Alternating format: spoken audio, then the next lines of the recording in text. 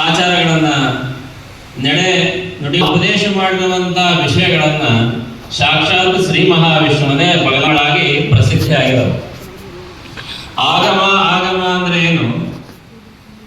ಆಗತಂ ಶಿವವಕ್ರ. ಪ್ರಾಚೀನ ವಾಂಗ್ಮಯಗಳಂದ್ರೆ ವೇದ, ಆಗಮ, ಉಪನಿಷತ್ತು ಮತ್ತು ಪುರಾಣಗಳು. ಈ ನಾಲ್ಕು ಆಧಾರ ಸ್ತಂಭಗಳಲ್ಲಿ, ಅದಕ್ಕಾಗಿನೇ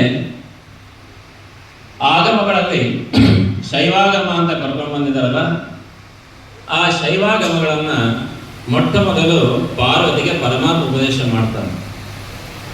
ಆ ಉಪದೇಶ ಮಾಡಿರುವಂತ ಆಗಮಗಳನ್ನ ಭೂಮಂಡಲದಲ್ಲಿ ಬಿತ್ತರಿಸಿ ಆ ಮಾರ್ಗಗಳನ್ನ ಆ ಶಿವಾಗಮಗಳು ತಿಳಿಸ್ಕೊಂಡು ಬರ್ತಾ ಇದ್ದಾರೆ.